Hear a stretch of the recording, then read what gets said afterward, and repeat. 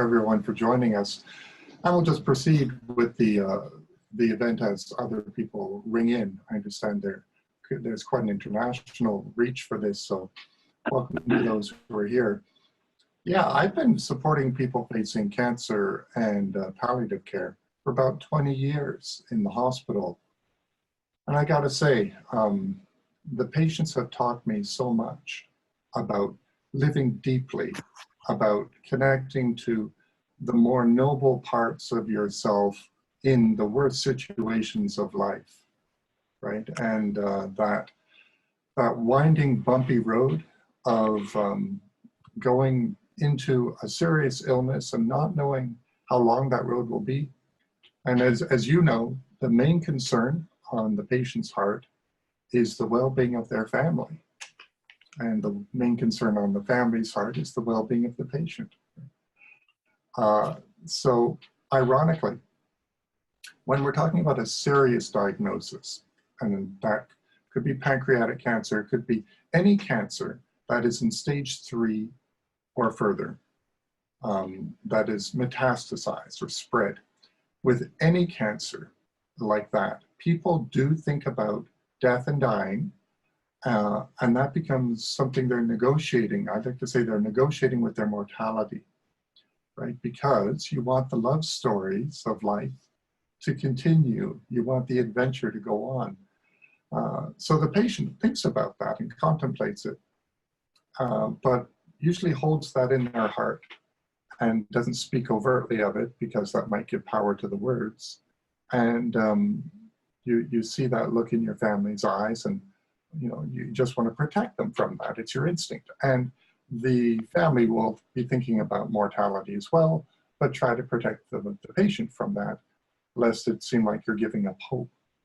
So I hope in this presentation to show you how you can navigate that road, holding life and fighting for life in your heart, along with mortality and the possibility of dying, to hold it all and to walk that road wisely, because you're more complicated than one or the other, right? We can hold them both in our hearts, and that doesn't give power to the dark possibilities. It actually empowers you to live your life fully, to be embedded in the moment, to love those who are around you, and to really feel the gift, to be embedded in this moment, right? You're fighting for more moments of life, but you might be avoiding the moment you're in because it's hard. It's got so much emotional material. So we're going to be exploring, how do you walk the road with both of those things in your heart, and how do you support, if you're a support person, how do you care for yourself while you're supporting your loved one face a serious illness? I really am grateful that you've shown up for this. I want to acknowledge how difficult the road is for you. As one who's walked it 4 times, I can appreciate what it is like to feel, the texture of your days in a completely new way. It's strange how cancer amplifies life, even as it compromises your hope and vitality, yet it can also animate all of that. It's such a complex dynamic that plays out within us. So my cancer, I just want to let you know a bit about that. I face something called paraganglioma.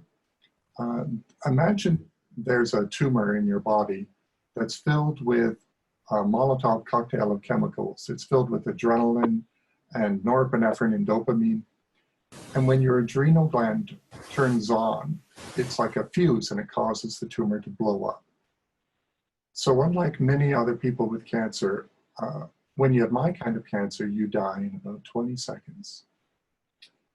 I have walked with that possibility since I was 17 years old. And I am very grateful to be here, thanks to a great medical team and a good bit of grace and luck and purpose. And it's astonishing, and something I can now look back on and be grateful for, because it's taught me how to live deeply and love courageously. And I continue to learn all those things from my patients. So when we're facing a serious diagnosis, I recall one patient, pancreatic cancer. And unlike stage 1 or 2, as you know, the pancreas has what's called a head, a body, and a tail. And then if the cancer spreads beyond those sections, it's metastasized. So his cancer had spread throughout his body significantly. He had lost a lot of weight. He was now hospitalized. And he said something remarkable. What he said was, you know, David, I hope I can get to Italy one more time and cycle in the mountains. I loved what he said, because as completely unrealistic as it was, it showed his hope, it showed his love and appreciation for a beautiful experience, and it showed the longings of his heart for better days. So while on the one hand, I did say to him, I don't think you're going to be going to Italy. I think you're going to be here with us. On the other hand, I acknowledged how beautiful that dream was. To honor that expression was to really get into his heart and his experience. As a support person, you are doing that every day, right? You know this loved one facing cancer, you know their journey better than anyone else. And you know their dreams.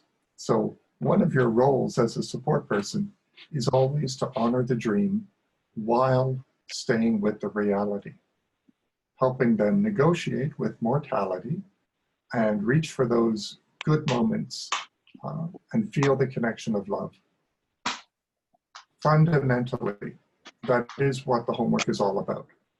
When we feel deeply loved in the face of a serious illness, we feel connected and safe. And when we love deeply, we feel clarity and purpose. It's all about the love. So let's explore how to navigate that wisely.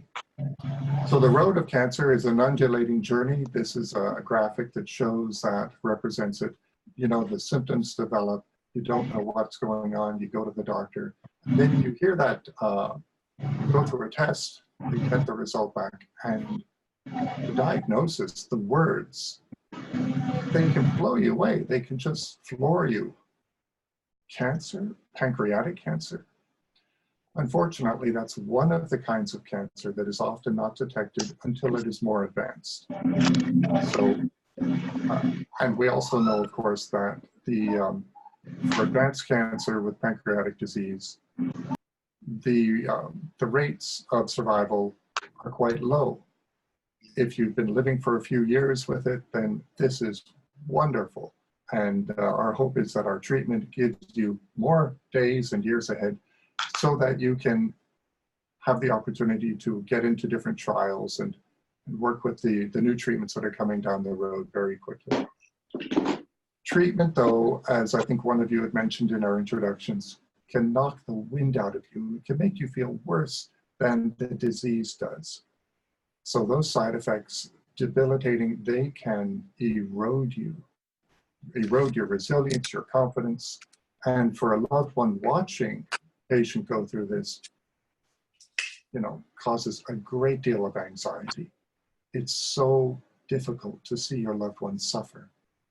And you're trying to function every day, keeping this boat upright and going. It's wise to listen to the body and to know, when is enough enough? When do I need to take a chemo break, a vacation from treatment? And how do I use that time?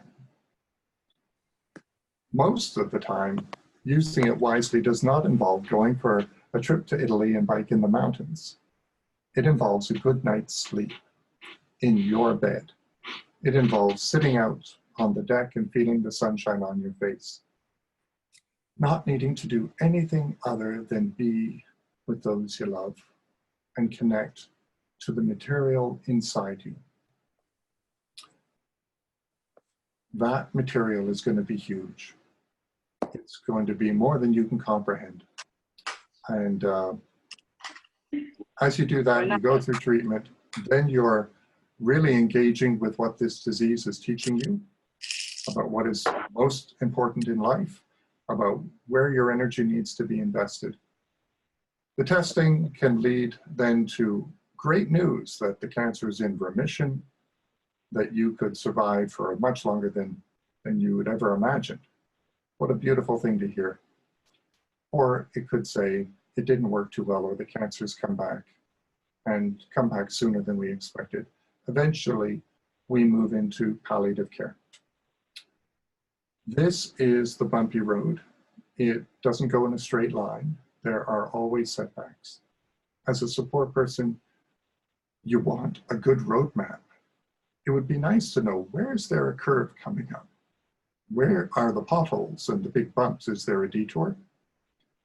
I wish we could lay it out neatly for you so you can prepare.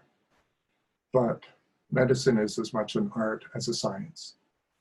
So listening to the body, responding to how you've reacted to treatment, taking care of all the other dimensions of life, because you know cancer hits you financially as well as physically, and stirs up a lot of emotional work. Getting a clear roadmap may not be possible, but being able to adapt and roll with the curves and the bumps, that is essential. The family and the patient will have four main concerns. This is from the moment of diagnosis. The first concern, of course, is the well-being. For the patients, the well-being of the family. They feel the burden of care upon those they love. For the family, it's how comfortable and how well is the loved one.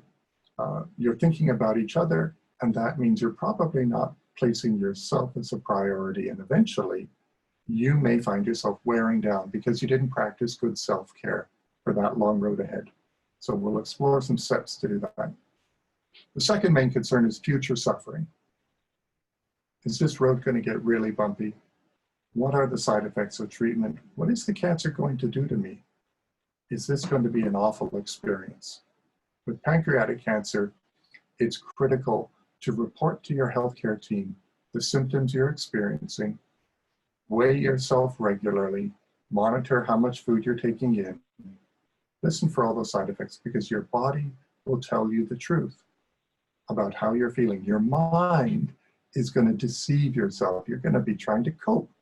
You're going to be trying to stay normal, keep the waters calm, and not upset anyone, including yourself.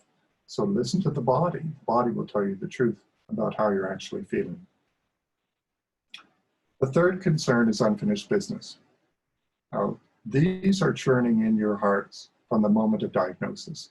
When I'm talking about unfinished business, yes, that can include the taxes. That can include matters at work. But really, the heart of it is relationships. It's going to churn up the broken love stories, the broken bits of our lives, as well as make us contemplate the dreams and things we still want to do. So telling each other about those dreams, about how to reconcile your past and come more fully into the present with some grace and forgiveness and equanimity and some greater sense of agency or self-determination. Really important. The final concern is actually dying. Now that creeps up to number one as it approaches. It's there, but it still seems abstract. As much as you have a serious disease, it feels abstract until the body tells you, until you truly do feel miserable and need to be hospitalized.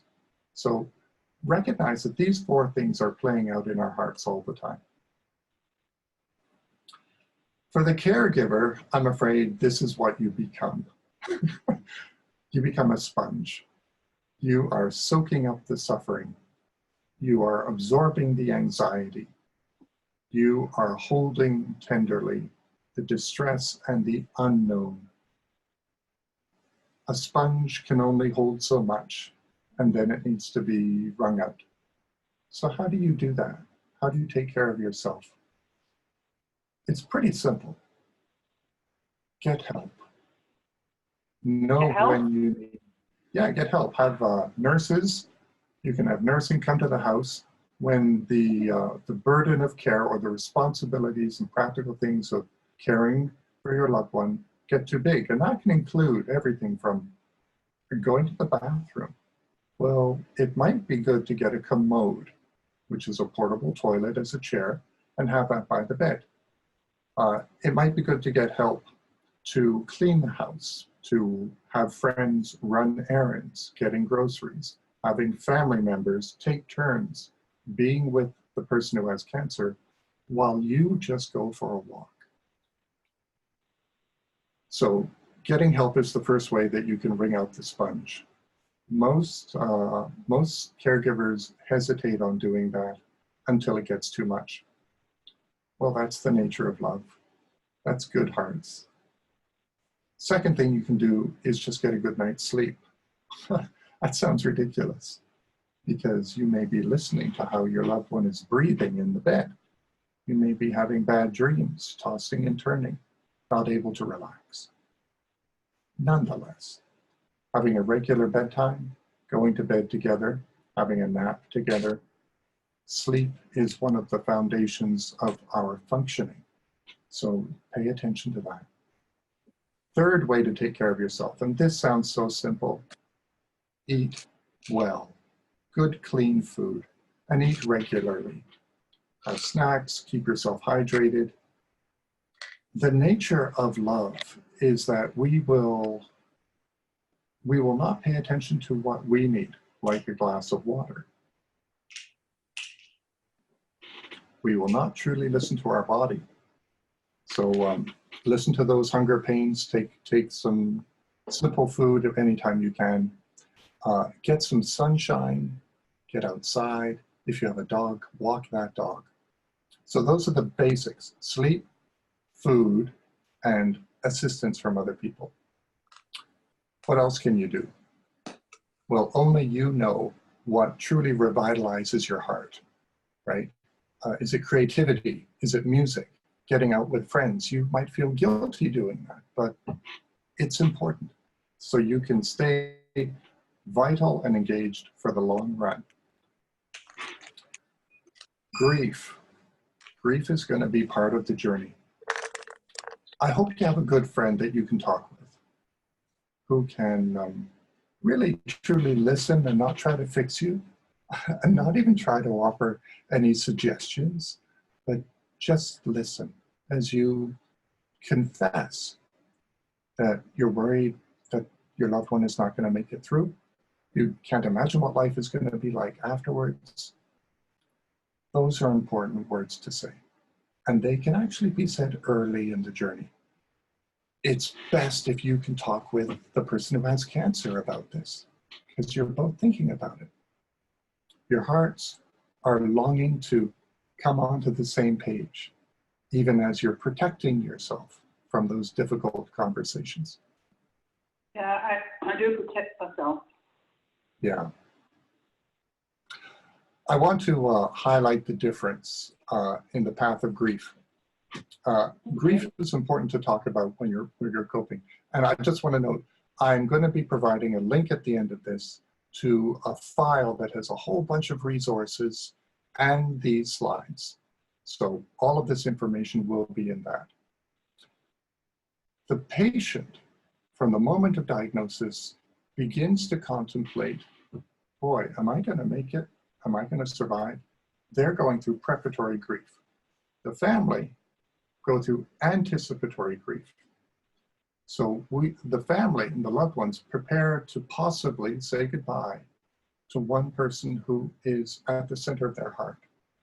But the person with cancer prepares to say goodbye to everything. The scale of that is more than even they can comprehend. So grief is going to be playing out deep in the heart. So for anticipatory grief, this is for family and loved ones. It feels surreal. Your moods may go up and down. There is a sense of helplessness. It can strengthen bonds with other members of the family, like siblings, and it can strengthen attachment to the patient because you just can't relax. You want to know that they're okay. Your maximum, the main concern is their comfort. For the person with cancer, they go through preparatory grief, so their mood also fluctuates, but their self-esteem generally remains intact. They feel good seeing friends. They may even have a higher sense of gratitude and appreciation, because unlike the rest of us who are walking around on autopilot through our lives, when you've got cancer, you know how precious the gift of life is, and you may really be more emotionally engaged with your friends and with the gift of that moment. That's why you can look forward to special occasions, but you might hope that if death is going to happen, it'll happen earlier, so that the burden of care and the suffering that your family goes through isn't protracted out. There may be, well, there often is agitation. Now, these are very different than depression. Here's the qualities of depression. No pleasure in any part of life. Self-esteem really plummets. Self-image, you're not able to do anything. Your appetite is gone. Your energy is gone. Your hope really goes into the gutter. You feel terribly alone, even when surrounded by those you love. You might feel regret and guilt, and of course, suicidal thoughts come up. Depression occurs in about 30% of people facing advanced cancer, so it can happen alongside of grief. Important to look for those signs and pay attention to them. It's not uncommon to use medication to help with mood, but generally getting out with friends, getting outside and just talking it out with family or with a counselor like myself. I'm part of a team. We're called psychosocial practitioners. And psychosocial care involves psychologists, chaplains, social workers, right? Nurse practitioners, a good conversation with a professional. Now, I'm putting up this slide. This can be a scary slide for people. Part of taking care of yourself and of each other is realizing, okay, this is a serious disease. We better get our ship in order. And there are three main things to do. Making a will, getting your power of attorney in order, and your advance directive. A lot of families will not talk about this. A lot of patients won't go there. And you know why? It feels like giving up, you know? And it causes you to seriously contemplate that it could be this bad. Eventually, it really could be this bad. When you take care of these affairs early, it is empowering. You feel like you're taking care of each other. For the patient, it can feel like, yeah, this is how I'm going to love and take care of my family. I don't want them to be left with a mess. And for the family, it can help bring clarity to what is most important for the couple, for the family, for the patient. So there's some details. Power of attorney is a big one. There's one that you can do for finances, and there's a separate one you can do for healthcare decisions. Power of attorney gives a loved one, usually it's the partner, the ability to make the important decisions when the patient can no longer speak for themselves. Power of attorney lasts only as long as the patient cannot speak for themselves. So you're giving that authority and empowerment to someone else. You can have more than one person as your power of attorney, right? You could have 2, 3, or 4. Hopefully they all get along and you have made your wishes clear. In the resources I'm providing for you, there is a Canadian document for doing power of attorney, doing a will, and advance directive. So all the documents are in there. Now, advance directive. This is about medical details, and it tells us, the healthcare team, as well as your family, what you do not want. This is important. and a beautiful way to love and care for each other. A lot of people say, you know what, if things go south, I don't want to end up in the intensive care unit on life support, or I don't want any unnecessary testing, because why poke me with a needle when all I want to do is be comfortable? This document, all of these, help you keep your hands on the driving wheel so that you're driving your car, your life, down the road. Others are not needing to make the choices for you. They're very important. I already have my will and my power of attorney documents done, and I'm healthy now. It's a great thing to put together. Your healthcare provider can give you assistance with this. I'm giving you links to websites like Virtual Hospice and advancedcareplanning.ca, and there's videos, and they'll walk you through the whole thing. When you get these affairs in order, your heart is calmer, your mind is clearer, and you can now focus on what is most important, which is the love, right? You can relax into the gift of each other. As well as providing spiritual care, I also do a lot of photography, and I'm grateful to the patients who have given me permission for these. These are images of patients under my care. And I wanted to capture how we reflect upon our life, how important it is to pause, to actually be alone. That's important. That's a profound gift that you can give to your loved one who has cancer, and you can give to yourself. When you can take some time alone and let the patient be alone, then there's no buffer between you and your experience. By being alone, you're able to contemplate the gift of life, the gift of love, and wrestle with your own material. You don't need to understand it. You just need to be with it compassionately, tenderly, and for a good period of time. Hopefully out in the sunshine, but just getting some time alone is really important. You're fighting for your life, but the life is hard. Let's recognize the weight of that and the critically important call that it is asking of you to pay attention and be fully present.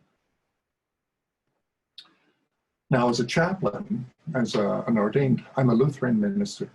I recognize, of course, the importance of faith. Not everyone has a faith tradition that they practice, but we do find when people have an intrinsic spirituality.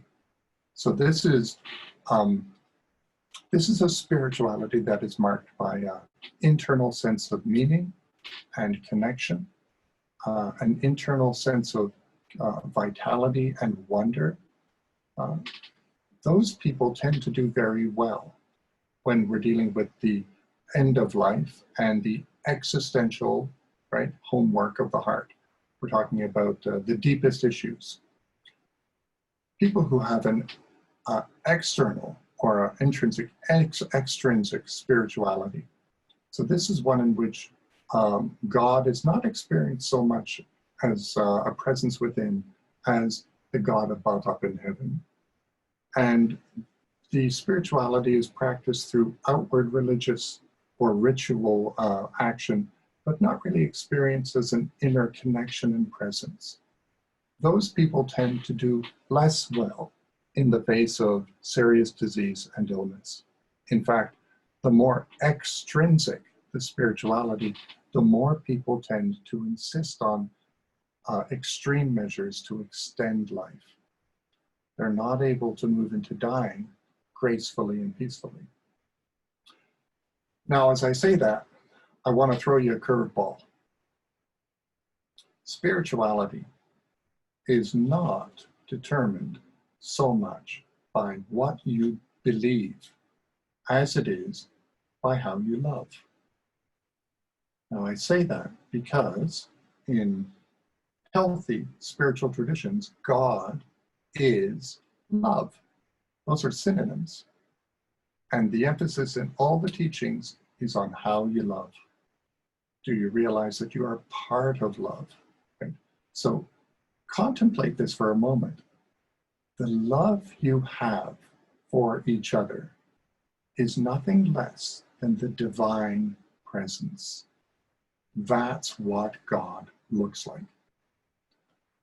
I don't know if that's going to be encouraging for you, because if you're like me, you love inconsistently. You're always learning how to love. Well, that's the human journey. When you focus on your love, you're going to be focusing on the most noble and beautiful thing you can possibly do. So think about your love as an expression of your spirit. Now, unpacking for the journey, how do you actually do that? Here's some good questions. Sit with each other and talk about, what are you most proud of? What are you grateful for? What is unfinished? You're asking open-ended questions that are big, and they're invitations to tell the story that helps you explore, well, who am I in this world? Who have I been? How is cancer amplifying my life, my identity, my purpose? What am I scared of?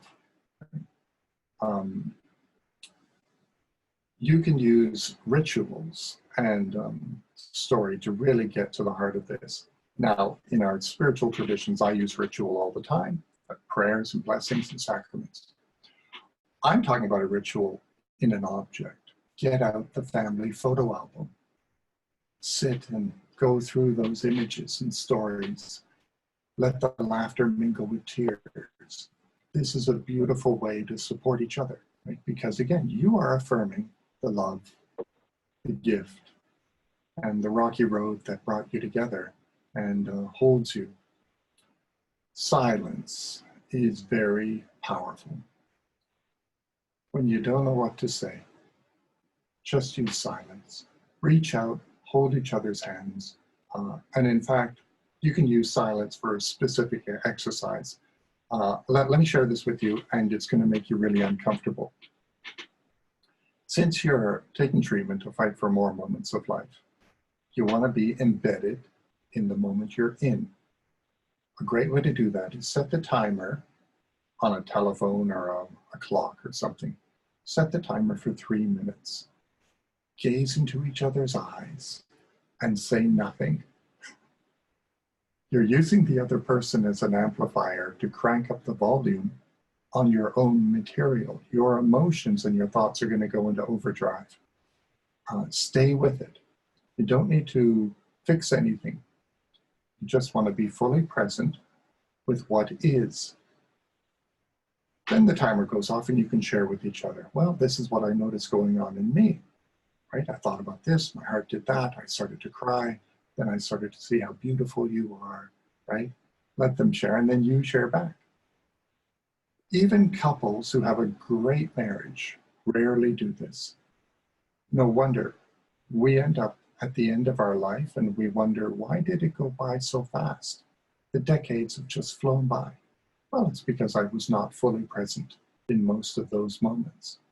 I was thinking about lunch, or what I had to do at work, or what was to come tomorrow, or what flowed in the past. Be in the moment. Now, here's an interesting tool to help you become fully present and tell your story. This is a model called the Johari window, and I'll explain it a little bit here. Quadrant 1, you see that sunshine.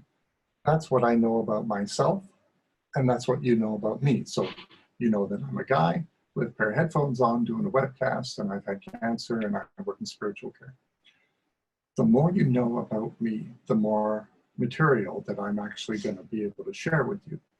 So quadrant 2 down below, hidden. That's stuff I know about myself, but you don't know. And as I get to know you, I reveal that information. Some of it I'm never going to show you. Others, I'm actually longing to show you. Quadrant 3 is the blind quadrant. This is what you know about me and I don't know about myself. So that can be a little anxious, right? These are things that you can observe that I'm not aware of. So it's good to ask, tell me something about myself that I don't know. When you're facing cancer, to sit with your partner, your kids, your friends, and give them that question. That is to come to know yourself at a deeper level. Because the goal in this exercise is not to be good or perfect or calm. It is to be real and authentic. So you're asking your people you trust, tell me something about myself I don't know. The fourth quadrant, unknown, with the moon and the night. This is stuff I don't know about myself and you don't know either. That area contains our immortality as well as what we might call the shadow, areas and aspects of my subconscious which might provoke anxiety or judgment.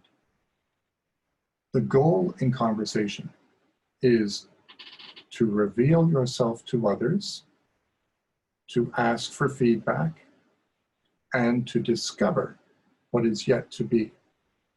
This homework of becoming a fully integrated human being is accelerated when you get a cancer diagnosis, and especially when it's a serious one. So I want to offer this tool to you as a model of authentic conversation and opening up and discovering still the beauty and the better part of ourselves. Now, there is something profound that is going to happen as you move into suffering and move into dying, and this is going to be a roadmap for you. Again, I want to acknowledge how very difficult this will be, okay? We don't want to go lightly into this. Very serious stuff. When we are born, we come into the world with no distinction between ourselves and the environment. We don't put a label on anything. We're brand new in this world. But then eventually we realize, this is in the first few months, that I am in an environment. There's a separation there. And then we realize there are living and non-living things in the environment. My mother, my father, right? The dog. And a child, an infant, begins to realize the distinction between living and non-living. These are contractions of consciousness. This is forming the ego, the identity of who you will be in this world.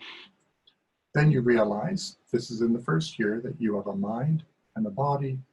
And finally, the ego formation, the identity of who you are in this world, is shaped by what you can accept and integrate as part of your ego identity, and information that you cannot integrate.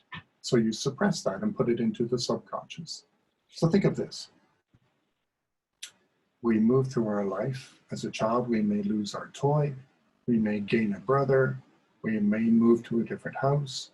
Then you grow and you get a crush on a girlfriend or a boyfriend, then you lose them. All of these are shaping who and what you are in the world. You get a job, you get married, right, your home. All of them continue to shape the material of what and who you are yourself. But then illness comes along. Maybe it's a serious one like pancreatic cancer. The material in the subconscious is going to come bubbling up to the surface with a crisis like that. And it's asking not to be fixed, but to be integrated, perhaps to be forgiven and acknowledged. So how does this subconscious material manifest? As a caregiver, you know it's going to come through as grumpiness, irritability, expressions of how this is not the way you want your life. It's going to come through in tears, right? These are the difficult emotions. As we suffer into death, there is a period of despair. Now, the heart's desire is to fix that, to find a way to get help. Often the best path is to hold it and acknowledge it tenderly in love, to acknowledge mortality and that you want the love stories to continue, but now you know that they probably won't. This is a critical step in the reversal of the process I mentioned at the beginning. Your ego identity is becoming integrated with the subconscious material. And then, as you move into the last stages of life, there is, for those who are conscious and comfortable, there is a profound peace. Now, that part is entwined with preparatory grief and unpacking your life and significance in this world. But I can tell you, after 20 years of working with the dying, those who are conscious and comfortable, the majority of them speak of a profound peace, filling them that is unexplainable. They feel great gratitude, and they're actually much more okay than they ever anticipated they would be. And then in the last moments, there can even be ecstasy, where they are apprehended by a love, by a presence beyond description. Our task as we deal with serious diagnosis, suffering, and eventual death is to allow ourselves to be the broken human beings we are, to work tenderly and compassionately in expressing that and showing it, while staying centered in love. Now, I love this. This is a sculpture by Paige Bradley. Fascinating story behind it. She wanted to have it in art galleries, but nobody would accept it. And the statue was complete and not broken. So in her frustration, she took her favorite piece and she just shattered it. She dropped it. And then in her grief, she lamented that. A friend connected with her and they were inspired to reassemble it with lights on the inside. This now is her best piece and is poetically accurate in expressing how to wisely work with suffering, how to allow ourselves to be broken, and in that brokenness we find the beauty. You don't need to have it all together. You don't need to have all the answers. Focus on the love and the frailty of our humanity, and you're going to be doing the wisest, most beautiful thing you could ever do.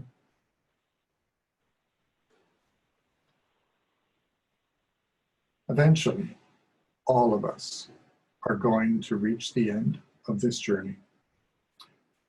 This is an image I was quite surprised by. It represents that transformation from this life to the next. And if you notice, there is a hand holding hers coming out of the light. That's actually her daughter, but I thought it was like an angel, so rendered the image to show that. This is really, really hard. Acknowledge that you don't want to leave this world, but eventually, if it's not cancer, it will be something. To be held in love and to love deeply will bring you to the best part of yourself while facing the worst part of life. And I want to assure you that that transformation is wondrous and simple. I remember it. So during one of my episodes with cancer, my tumor did blow, and it was very severe, and I collapsed and actually had a very mystical experience. It's called a near-death experience. You're probably familiar with them. And what happened was I found myself here. It was just a grassy hill, and there was a tree at the top of the hill, and I felt like I had to get to the top of the hill. I had to get to that tree. I felt one with love. I actually felt more alive than I ever have here. It was transcendent and very simple. Now, I did meet a figure there. It was a masculine entity, and we had a conversation basically saying, yeah, things are going very well, but you can't stay here and you have to go back. You have more work to do. And I argued, I didn't want to come back, but I didn't have a choice. I will never forget how that place felt, or how that state, that experience felt. It was astonishing. One of the main concerns of loved ones is that the love story will continue, and I assure you it will. When I'm with someone who is dying, I ask them, do you want to watch over your loved ones from the other side? If you promise not to freak them out, okay? And they say, yes, I really would. And the family say, yeah, we want you to do that. Give us a sign, at least let us know you're okay. Near-death experiences, which are universal across all cultures, all religions, it's independent of belief. It's quite remarkable. They're as unique as each individual, but they are universal in their qualities through all languages and countries and time periods. What they tell us is that love stories continue. We are off on a new adventure. The transformation is pretty much guaranteed to be smooth because they're very good at what they do. But the road towards it, that's in our hands. We need to make sure it's as smooth as possible. So, listening to your body, having good conversations, preparing in advance, making up your will, your power of attorney, your advance directive, being tender and honest about how scared you might be, letting the tears be a bridge to deeper intimacy. These are good ways to connect. These are the wisest ways. And as a caregiver, taking time to be alone, asking for help, eating well, sleeping well, doing the simple things. Really good. This is our website, advancedcareplanning.ca. I'm going to be giving you the link to it and all the resources. This will guide you in making an advanced care plan so that your family knows what you want if you reach the end stages of the disease, how best to honor your wishes and take care of you. Virtual hospice, so many good resources, including how to talk with children about death and dying and advanced disease. So fantastic. Look at the link, especially under topics and support. There are online discussion groups. And of course, one of the best ones for you with pancreatic cancer is with Craig's Cause. Go to the website, tons of resources, really good material. Caregivers Nova Scotia, this is our provincial expression, but every province has that. If you're a caregiver, boy, go to the caregiver's site. It'll help you realize where you are on the map, how to take care of yourself, additional resources. Talk with your family doctor. It's also called your primary care provider, and your nurse. Figure out, when do we have palliative care come on board? Usually palliative care scares people because they think it's about, well, death and dying. It's actually about maximizing your quality of life and your independence as you face advanced disease. So most healthcare systems don't transfer you to palliative care until acute care or active treatment is done. Chemotherapy, radiation, surgery, those sort of things. Bring up the conversation early. The sooner you do that, the more you will have your hands on the driving wheel.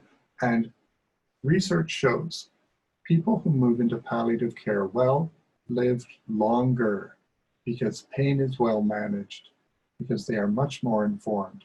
Their quality and length of life generally improves. Now, who wouldn't want that? Really important with pancreatic cancer. I also ask you, please talk to your doctor and ask a hard question. Here's the question. How does this disease spread, and what will I experience, or how will I suffer?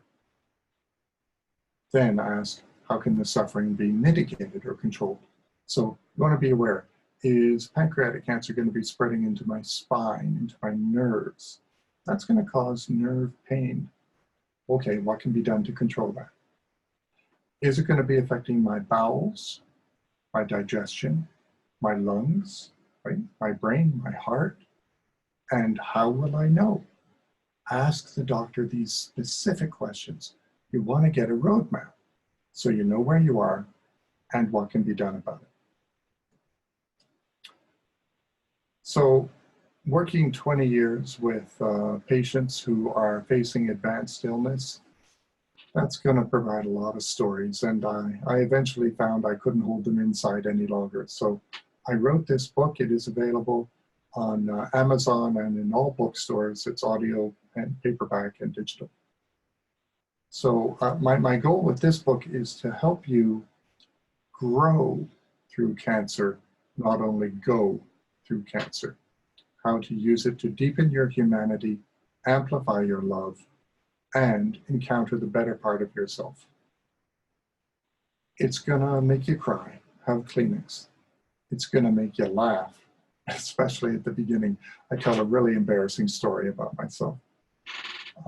It weaves my 4 experiences with cancer, patient stories with cancer, with reflections and guidance on how to cope and how to face the hardest thing in life. And it explores near-death experiences and the wonder that is awaiting all of us. I'm very overjoyed by this book, that it's done so well that I was actually able to finish it, and it's supporting thousands of people, so it's a good resource. I want to leave it there and thank you for tuning in. It's been about an hour listening to me chat about some pretty heavy, hard material, and I really welcome any questions or comments.